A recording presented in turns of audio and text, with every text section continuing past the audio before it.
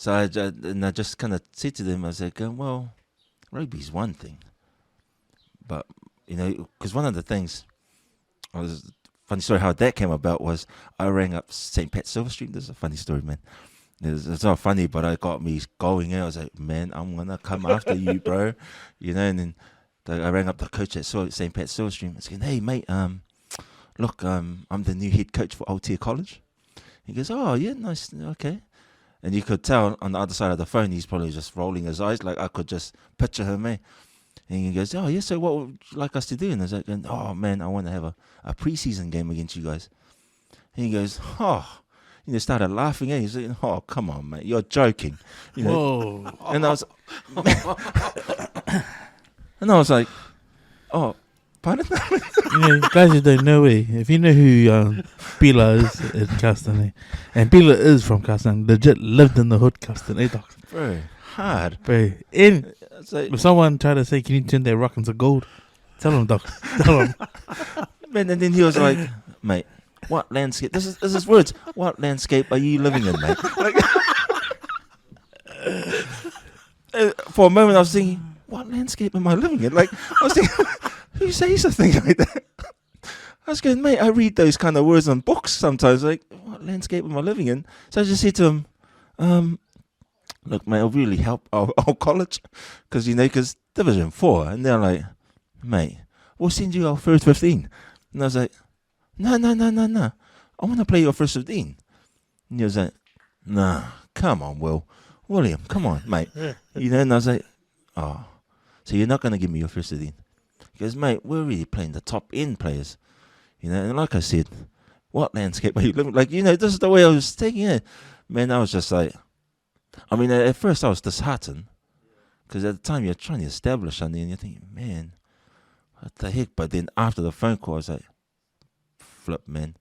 You watch, I was saying, you wait, man. I'm coming after you, bro. So that was my whole mindset. I said, all right, boys, outside. Get the cones. Just started drilling, building up to that. And then when after the first year, came to the first year, and then, because we ended up playing them in the semis, St. Pat's Silverstream. The second 15. We played the second 15 in the semis because it was Division 2. And then we played them in the semis, and I remember walking, and he comes out and he goes, oh, you're William. And I was like going, yeah. And I just remember him just standing there. He goes, oh, mate, you've done a pretty good job with the fellas, getting into the stage. And I just remember saying to him, and he goes, oh, so what are you building for the boys? I just remember I said to him, it wasn't about rugby. I said to him, look, the difference between me and you is that I'm building these men for the game of life. You're building them for just a game of rugby. And I'll meet you next year again. And then he was just taken back. And he was like, oh, jeez. I just walked. That was one of those moments there. I just kind of thought, I better walk off now before you say something. This is my line. I was going, I better finish it. Cut it there. I'm out. So I left it in my head. I said, yeah, that's right, boy. Got you, you punk. Punk ass. No lies. The following year, though, preseason, he rings me back up. He rings me and goes, hey, Will, how are you? Like, he rang me up because he knew, oh, jeez. When he watched that semi-finals, he knew, because I had a whole bunch of year 11 boys. Oh, shit. And he knew, oh, man, this guy's going to change up something for Aotea.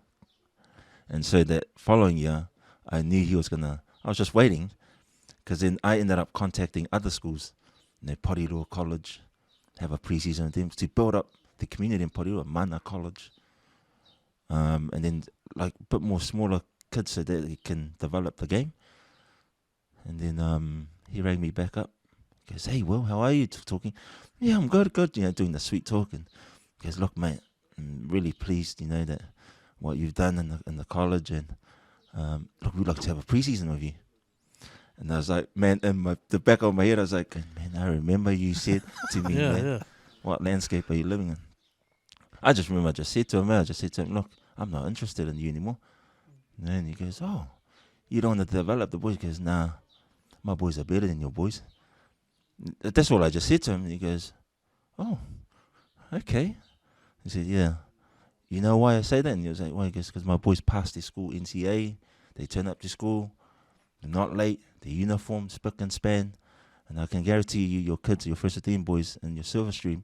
And I've done my homework." That's all I just said to him. "I've done my homework. They don't turn up to classes. They don't turn up to this." And I remember I said to you, "I'm building my boys for Game of Life." And then that was just a conversation. And I said, "Yeah, but I'm busy now." So I just wanted to end the conversation like that. And then so it was one of those ones. Just really, okay, I'm gonna hit you back with a few principles and a few values and that. But yeah, I had to match it though. And it wasn't until that following we made the finals, and we met them in the finals, but we lost in the finals. But we went on, going on winning other trophies.